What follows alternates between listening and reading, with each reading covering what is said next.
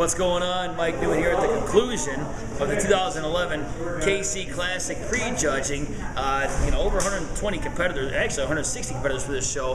40 of them were pros, so got a lot of pretty good heavy hitters when it comes to amateurs. One of those guys, one of Team Wilson's guys, you got Brian Noe here. Brian, step on in here. Brian just got off stage a second ago. You got to be the favorite to win this class. You know, I've been out there, I was out there. I'm just going to say it now. You're going to win the class, pretty much hands down.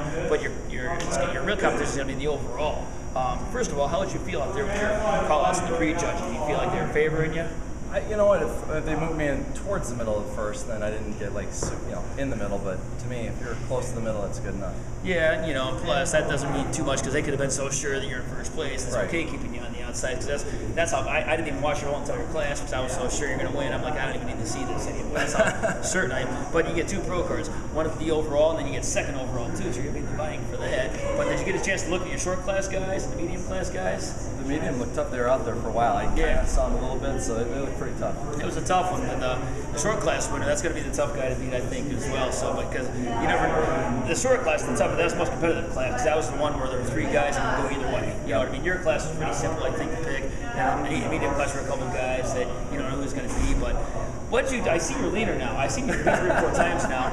I mean, you were super lean when I seen you at the ABA show. How many weeks ago was that? The 13th, so not too many weeks ago. Okay, so what are you doing? What have you done since then? Did you just stay on the same path? Did you guys change anything up for this show?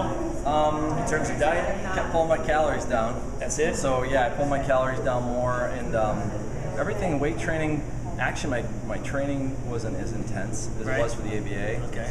But that's because I got to where I needed to be, and then he just wanted to peel me down a little bit more, get a little bit leaner, which I agreed with, and we just dialed the calories back a little bit more, less than the carbs, and I bumped up my cardio about 2 weeks out from this show. I basically did cardio almost every day. Every single day, huh? Yeah. Okay, because that's not for everybody, but it was for you.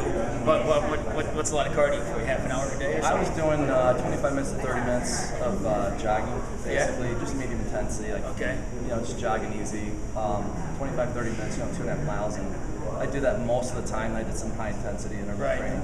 Seems like you've been dieting pretty hard for a long time. How many weeks have you been dieting for?